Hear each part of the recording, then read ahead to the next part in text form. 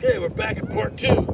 We're going to talk about the keyless entry, in particular the door control unit, and how critical powers and grounds are to every single module, not just the door control unit. I only put the power and ground on the schematic for the door control unit, but believe me, every module needs a good power and ground to function properly.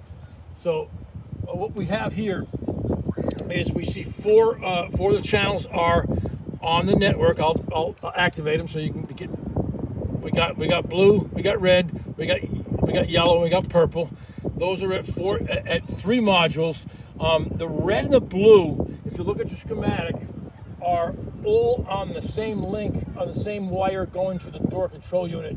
There is a connector close proximity to the door control unit. The red test lead is right at the door control unit. As you can see, the blue test lead is on the other side of that connector. So we're just going to see what happens in certain situations when certain things happen to door control units. Right now, we'll take a look at our green signal. That is power. That is power to the door control unit. That's a hot feed. If we were to lose that, what happens? We lost the power feed to the module. We got the proximity sensor right at the module, and we're going to try to activate. We're going to walk up to the cars. We're going to try to get in. And what do we see? We don't see anything.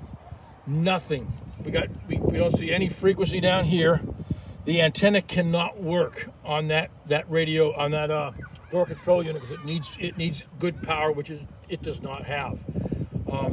What I will do is, there are more than one thing that can activate this circuit. I will, up at your left top of your schematic, you see the left front door switch. I will open the door, and guess what happened? We activated the network, and we have action on the blue and the red, which are going to the door module, but they were able to work because they were just picking off the network from the network, it wasn't produced from the door control unit.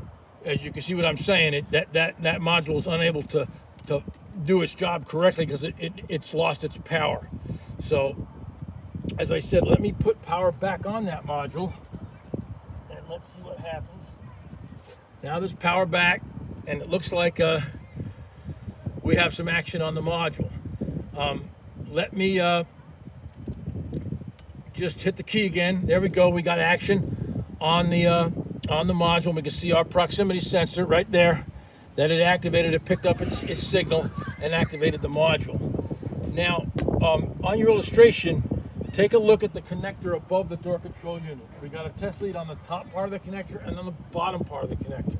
Let's say we had a compromised connector or some resistance, but in that part of the circuit, and that circuit opened up.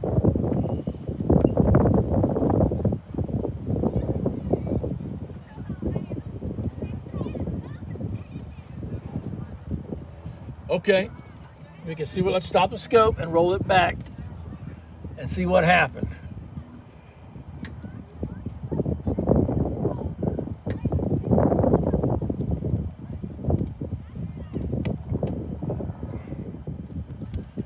Okay, right around here, that's where that connector opened up. And you can see the blue. The blue is on the BCAN side of the connector, and the red is on the module side of the connector.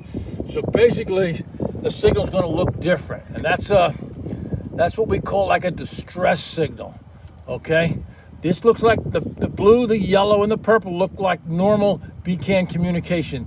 The red looks a little different. I want you to see that. That's kind of a recognizable signal. There's really not a lot of. It's kind of trying to talk to the topology, but nobody can hear it. It's because the circuit is open, and that's what it looks like. That's kind of a distress signal. It's able to produce a signal. It has its power. It has its ground, but nonetheless, it's unable to sort of blend in with the rest of the network because it is open circuited. So I put that connector back and get the module back and start the scope and see what we got.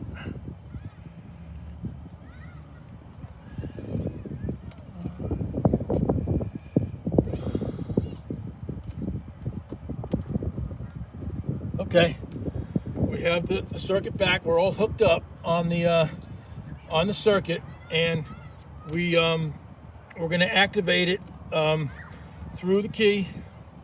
There it is. One more time, then it's going to go to sleep. Just be mindful that modules need powers and grounds to work. One more thing, I don't know if I told you earlier, when a module loses its power feed, like on green, it's unable to produce its RFI. It's unable to get its antenna to produce a signal, so it's sort of going to be a flat line. So anyway, that's the module. That's in normal, acting normally, and that's what it looks like. So anyway, that is keyless entry, and that's what that looks like. I will end the video. I'll come back with a part 3, and we'll talk about other situations.